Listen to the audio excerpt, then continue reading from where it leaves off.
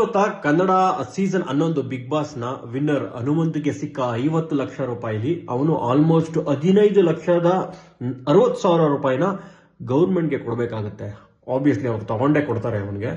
ಇದೇನಕ್ಕೆ ಅಂದ್ರೆ ನಮ್ಮ ಗೌರ್ಮೆಂಟ್ ಏನಿದೆ ಅದು ಪ್ರೈಸ್ ಮನಿನಲ್ಲಿ 30% ಫ್ಲಾಟ್ ಟ್ಯಾಕ್ಸ್ ನ ಹಾಕುತ್ತೆ. ಅದ್ರ ಮೇಲೆ 4% ಎಜುಕೇಶನ್ ಅಂಡ್ ಹೆಲ್ತ್ ಸೆಸ್ ಕೂಡ ಹಾಕುತ್ತೆ, ಇದು ಟ್ಯಾಕ್ಸ್ ಮನಿ ಮೇಲೆ. ಸೊ ಹಾಗಾಗಿ ಆಲ್ಮೋಸ್ಟ್ ಅವನಿಗೆ ಉಳಿಯೋದು 34,40,000 ಸಮಥಿಂಗ್ ಅಷ್ಟು ಅವನಿಗೆ ಕೊನೆಗೆ ಅಮೌಂಟ್ ಉಳಿತದೆ. ಇದು ಇವನಿಗೆ ಮಾತ್ರ ಅಲ್ಲ, ಇವನ್ ರನ್ನರ್ ಅಪ್ಸ್ ಆದ ತ್ರಿವಿಕ್ರಮ್ ಆಗಲಿ ಅವ್ನಿಗೆ 15 ಲಕ್ಷದಲ್ಲಿ ಸಿಗೋದು ಅಪ್ರಾಕ್ಸಿಮೇಟ್ಲಿ 10 ಲಕ್ಷ ಅಷ್ಟೇ.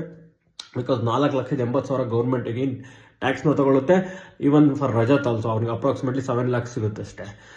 ಓಕೆ, ಸೊ ಇದೇ ರೀತಿ ಲೈಕ್ ಏನು government last time even world champion ಆದ ಗುಕೇಶ್ಗೂ ಕೂಡ 15 ಕೋಟಿನಲ್ಲಿ 4 ಕೋಟಿಯಷ್ಟು ಟ್ಯಾಕ್ಸ್ ನ ಗೌರ್ಮೆಂಟ್ ತಗೊಂಡಿತ್ತು. ಇನ್ಫ್ಯಾಕ್ಟ್ ಲೇಟರ್ ಅದನ್ನ ವೇ ಆಫ್ ಕೂಡ ಮಾಡಾಯ್ತು ಗೌರ್ಮೆಂಟ್. ಬಟ್ ಇವ್ರಿಗೆ ವೇ ಆಫ್ ಮಾಡುತ್ತಾ? I don't think so. ಇವ್ರು ಅಂತ ಸಾಧನೆ ಏನ್ ಮಾಡಿಲ್ಲ ಬಿಡಿ.